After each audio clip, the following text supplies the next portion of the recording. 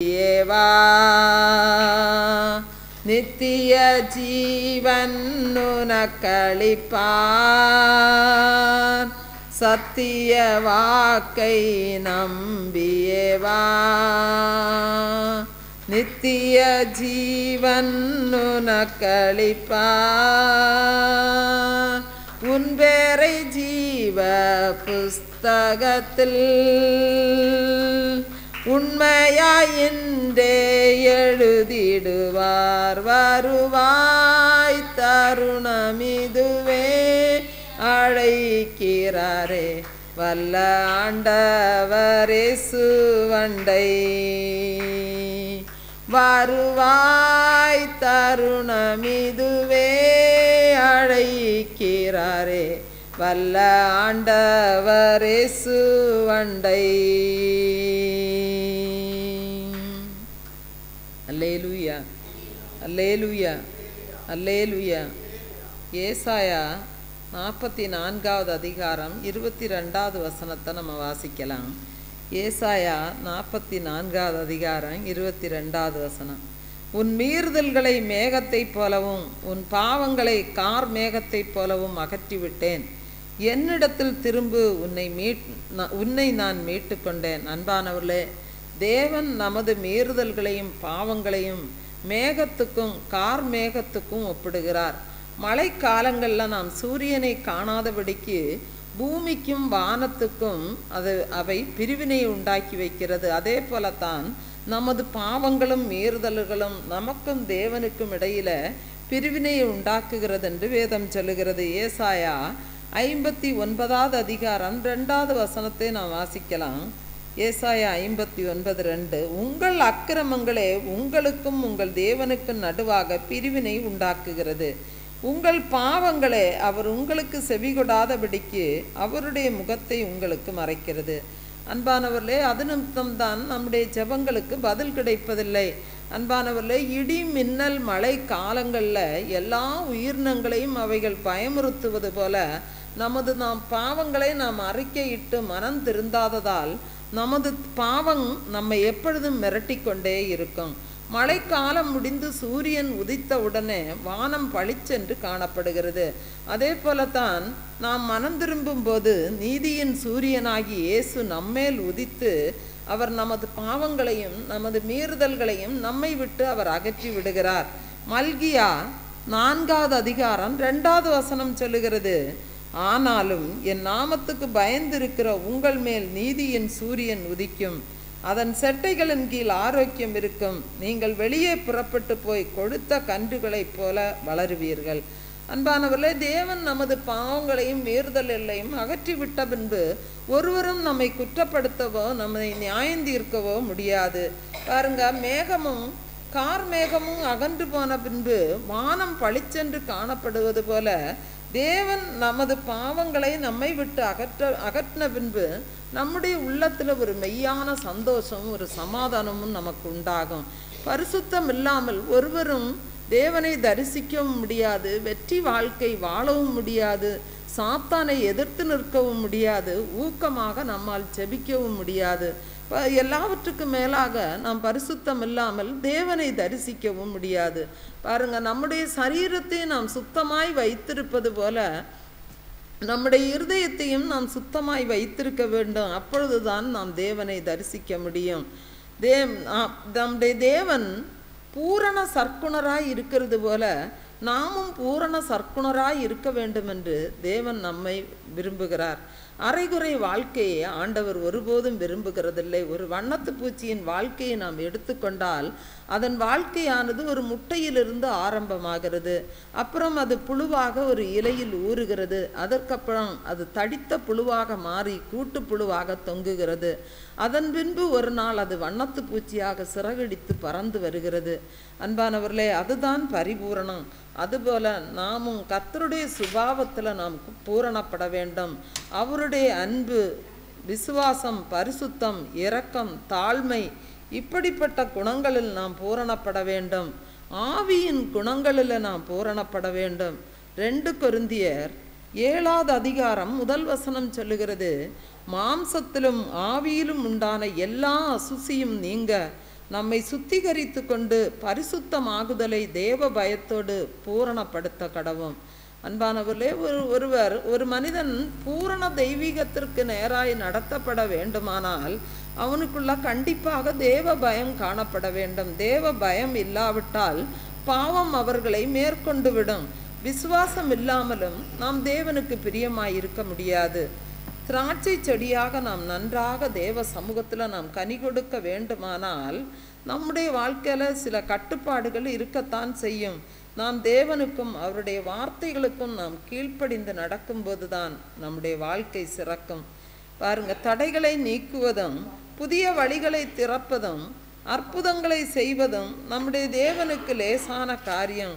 ஆனால் அதை பெற்றுக்கொள்வதற்கு தேவனுக்கேற்ற பரிசுத்தமான வாழ்க்கை வாழ வேண்டியது அவசியம். கர்த்தரை நாம் பூரணமாய் நம்ப வேண்டியதும் அவசியமாக இருக்கிறது.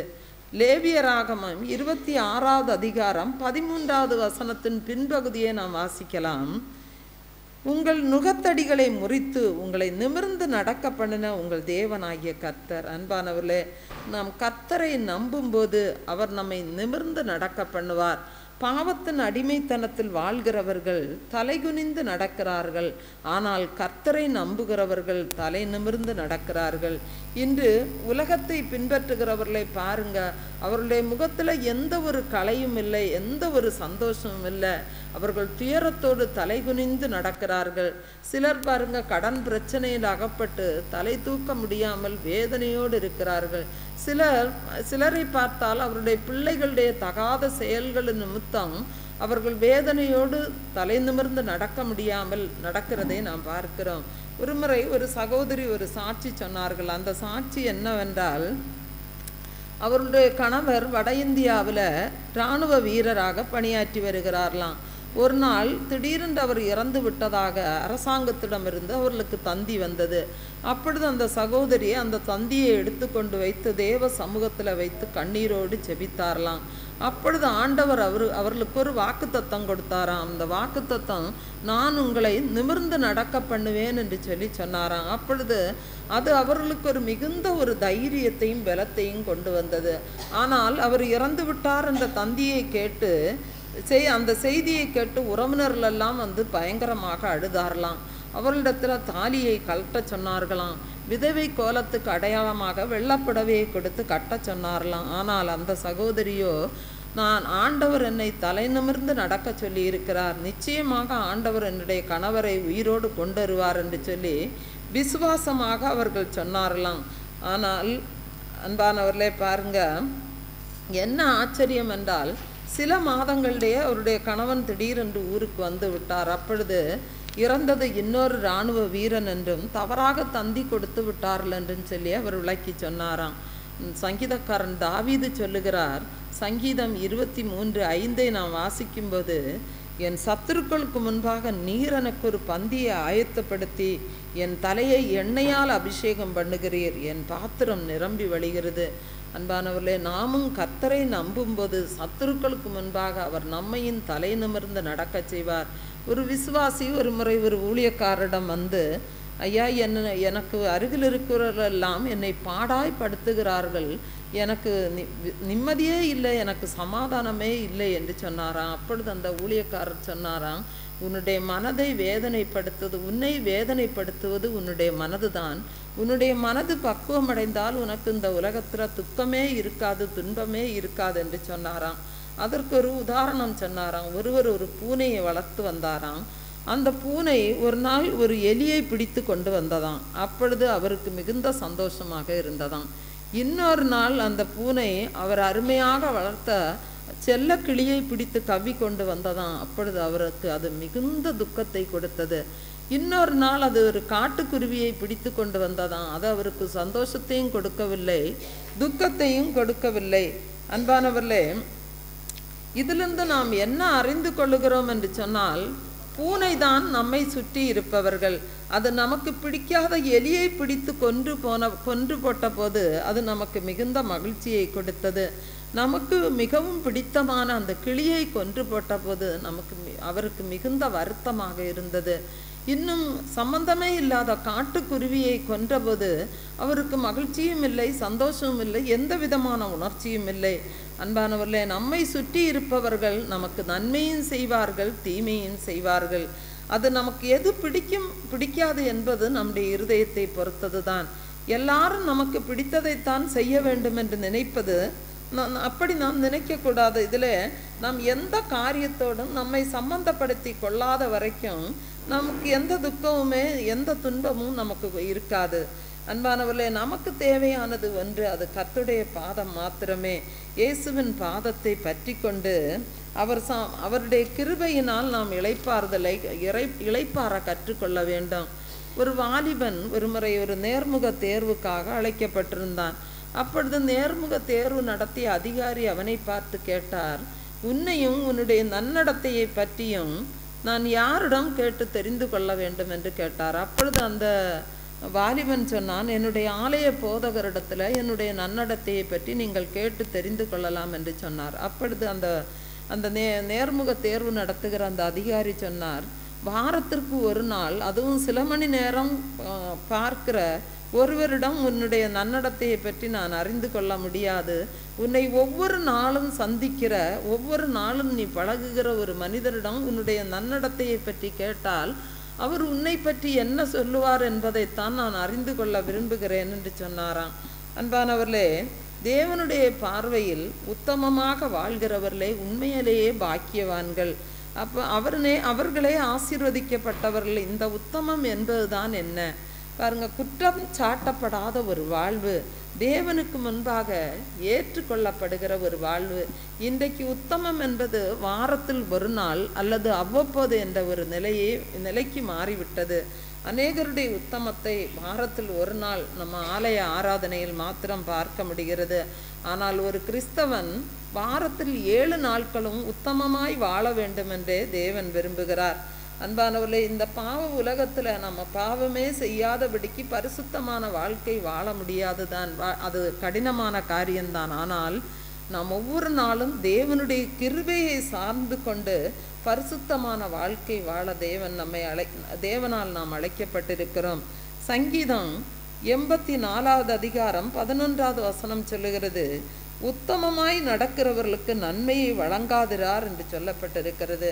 பாருங்க, நம்மை அழைத்த தேவன் நாம் உண்மையாய் வாழ்வதற்குரிய பலத்தையும் கிருபையும் அருளுகிறவர். நம்முடைய கர்த்தராகிய இயேசு கிறிஸ்து வரும்போது நம்முடைய ஆவி ஆத்ம சரீரத்தை நாம் குற்றமற்றதாய் காக்கப்பட நம்மை தேவனுக்கு அர்ப்பணித்து நாம் வாழ்வோம். ஒரு பாடலை கூட நாம் கரங்களை தட்டி உற்சாகமாக பாடலாம்.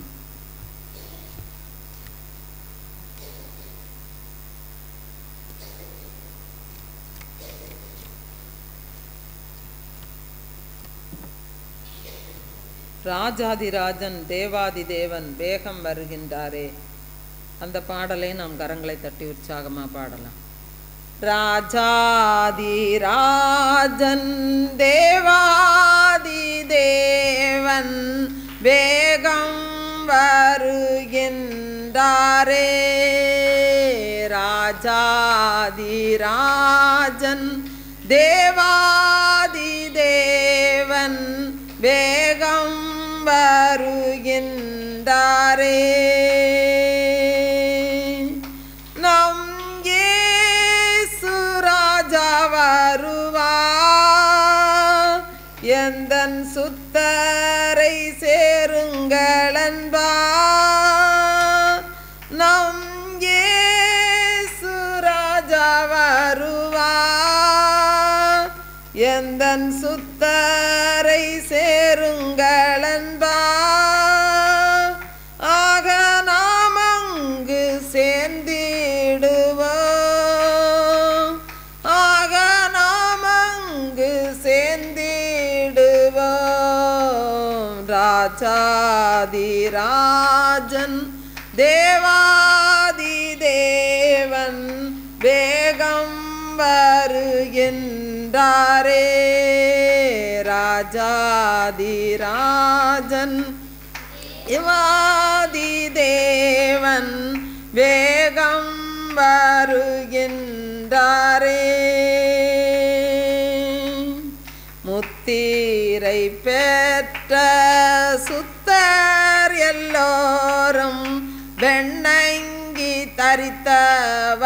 தரித்தவராய் முத்திரை பெற்ற சுத்தர் எல்லோரும் வெண்ணங்கி தரித்தவராய் ஜெய கொடிகள் பிடித்திடுவார் மீட்பின் கீதங்கள் பாடிடுவார் ஜெய கொடிகள் பிடித்திடுவார் மீட்பின்